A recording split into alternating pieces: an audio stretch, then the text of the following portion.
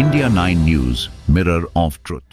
જમ્મુ કાશ્મીરમાં થયેલા આતંકવાદી હુમલાઓમાં શહીદ થયેલા પ્રવાસીઓને શ્રદ્ધાંજલિ આપી ભચાઉ વિશ્વ હિન્દુ પરિષદ અને બજરંગ દળ દ્વારા પૂતળા દહન કરી વિરોધ પ્રદર્શન કર્યું। તાજેતરમાં જમ્મુ કાશ્મીરના પહેલગામમાં આતંકવાદીઓ દ્વારા ત્યાં ગયેલા પ્રવાસીઓને તેમના ધર્મ પૂછીને ગોળીઓ મારવામાં આવી। આ નિર્મમ હત્યાને બજરંગ દળ ભચાઉ શહેર દ્વારા ઉગ્ર વિરોધ પ્રદર્શન અને આતંકવાદીના પૂતળા દહનનો કાર્યક્રમ યોજ્યો હતો। વિશ્વ હિન્દુ પરિષદ વાગડના જિલ્લા અધ્યક્ષ અવિનાશભાઈ જોશીએ જણાવ્યું હતું કે વર્તમાન સરકાર જમ્મુ કાશ્મીરને પર્યટન ક્ષેત્રે ઉચ્ચ શિખરે લઈ જવાના પ્રયત્ન કરી રહી છે, ત્યારે પ્રવાસીઓને જ તેમનો ધર્મ પૂછીને હત્યા કરવાની અત્યંત ઘૃણાસ્પદ ઘટનાઓ અમે સખત શબ્દોમાં વખોડી કાઢીએ છીએ। આ બાબતે સરકાર આ કૃત્ય આચરનાર નરાધમોને તાત્કાલિક ધોરણે પકડી પાડે અને ફાંસીની સજા આપે તેવી માંગણી કરીએ છીએ। આજના કાર્યક્રમમાં વિશ્વ હિન્દુ પરિષદ, રાષ્ટ્રીય સ્વયંસેવક સંઘ, બજરંગ દળ, ભારતીય જનતા પાર્ટી, ગાયત્રી પરિવાર અને વિવિધ રાજકીય સામાજિક આગેવાનો ઉપસ્થિત રહ્યા હતા। આયોજન મહેશભાઈ સોની અને રમેશભાઈ જોશી, અલ્પેશ પ્રજાપતિ અને બજરંગ દળના કાર્યકરોએ સંભાળ્યું હતું। અહેવાલ અલ્પેશ પ્રજાપતિ, ભચાઉ।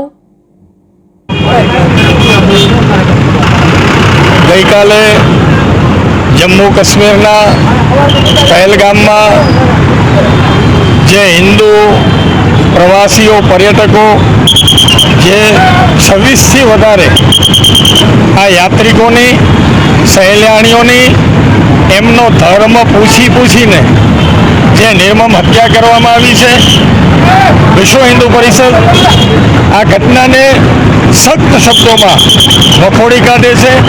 આ હિન્દુસ્તાનમાં અત્યારની સરકાર જમ્મુ કાશ્મીરને જ્યારે એક પર્યટન સ્થળ તરીકે વિકસાવવાના અથાગ પ્રયત્નો કરી રહી છે, ત્યારે આવા નરાધમો દ્વારા પ્રવાસીઓને એમનો ધર્મ પૂછીને જે હત્યા કરવામાં આવી છે એ ક્યારેય ચલાવી ન લેવાય।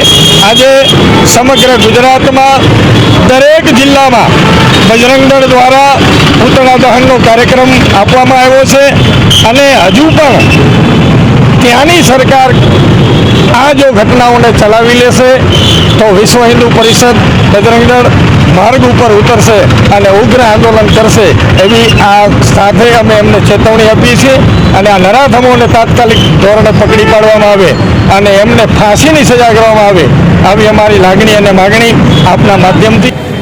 આજે પૂતળા દહનનો કાર્યક્રમ થયો। આપણે બધા જાણીએ છીએ કે ગઈકાલે જમ્મુ કાશ્મીરના પહેલગામમાં આપણા પ્રવાસી સહેલાણીઓ એમને ધર્મ પૂછી